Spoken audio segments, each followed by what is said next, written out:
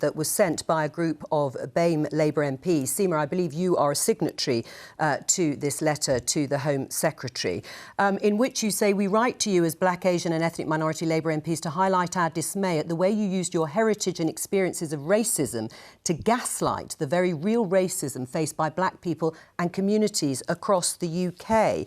Are you saying that Priti Patel's experiences of racism are less valid than yours and your Labour colleagues? I think what's really important about this is that was, in my view, about Priti Patel being the Home Secretary and needing to realise the importance of her office in tackling the issues that we face. This isn't about one type of racism against another. But that's what it sounds like, Seema. But this is really about listening, and it's about understanding that people do experience racism in different ways, and I think the extent of it can also be in different ways. And I also had an experience once, which was very different to a normal experience, when an Asian woman had been involved in with a letter bomb. I was at Heathrow Airport and I was effectively frog marched away from my husband and my mother-in-law and searched without any proper explanation. And I remember also at that point feeling utterly powerless in a situation. Now, we all have our experiences, but what we know is something really deep has happened. And I'm surprised that the Prime Minister has sought to try and change the narrative when what he should be doing is listening and leading from the front. Priti Patel, as Home Secretary, should also be looking at what more can be done when we know, if you just take the independent review of the Windrush scandal alone, talking about the Home Office showing institutional ignorance and thoughtlessness towards the issue of race. But Seema, I'm going to I'm going to show the response in just a moment. But you said that she shouldn't use her experience of racism to gaslight the real racism that black and ethnic minority people face. So, as I say, you are saying that the racism that she experiences is not real racism. You're pitting a right and a wrong sort of racism. No, I don't think... Well, no, but that's what it says. It's not. It may not be what you've meant, but you signed a letter in which that's what it says. That is not the intention of what was behind that letter. And I think if you look at the exchange... So do you think that was the wrong thing to say?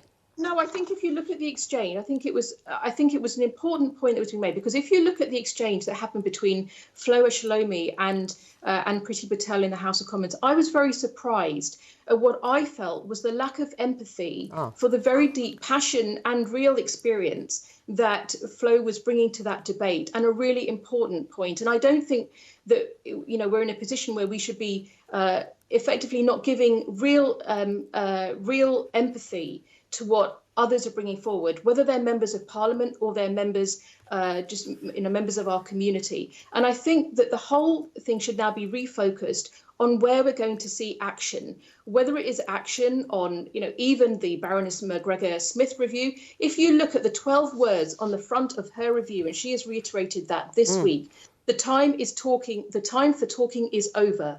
Now is the time to act. All right, well, let me get... If he's saying that, then that's what the Prime Minister should be heeding. All right.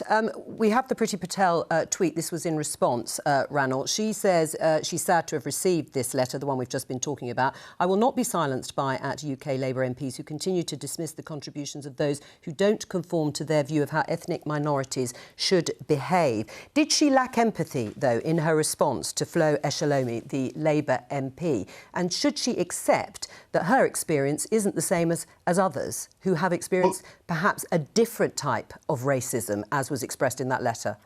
Well, I don't think she was ruling out that different people have had different experiences. I think the point she was making, and quite rightly, is that her experiences shouldn't be silenced because of who she is, the role she has, or the party she supports. And I think there is a great problem across the left wing of our politics, sadly, which is that Asian, black and minority ethnic women cannot be conservative for some reason, simply because they, don't conform to these views, as Priti rightly said. And, of course, she's not alone in being attacked by the left in this round.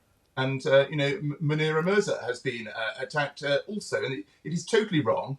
We should, in fact, be celebrating the fact that BAME, if we are going to use these labels, BAME people, men and women, are in the highest levels of government, in the highest offices of state, and they are able to now play a role and bring their experiences to bear. OK, Seema, we haven't got long, but your response to that, in terms of the left-wing response, as Ranil characterised it. I think it's really important that everybody brings their experience to bear, and I would in no way, and I don't think that was at all the intention, seek to not recognise the racism that anybody experiences anywhere, and other forms of discrimination as well. I think what is really important, and I think where we're missing the point, these are offices of state, the Home Office, number 10, officers of state that have a responsibility to act on recommendations that have been brought before them.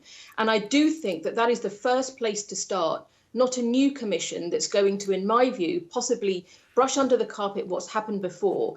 They should be taking these recommendations first, looking at what happened and taking a lead for the country. That's what we need. Ranil and Seema, thank you both very much for joining us today on Politics Live. Just to summarise that whole debate, it is difficult for both sides, I think, just listening to the two MPs there. It's interesting what Seema Malhotra is saying about Priti Patel using her platform as Home Secretary in a way that will benefit ethnic minorities, who are not a homogenous group. Of course not. And it is interesting to see both of our big main parties really trying to tiptoe through what is a very sensitive debate where people quite understandably have got very, very strong feelings on all sides. And there is a difference between how our two main parties characterise the sort of experience and the position of people from ethnic minority backgrounds in politics, and they do look at it sort of from different ways. It's not a new conversation about race in this country, but it's certainly a new phase, and both of the main parties are really grappling with that. Thank you very much, Laura. That's all we have time for, and there'll be a catch-up plan announced tomorrow for kids over the summer.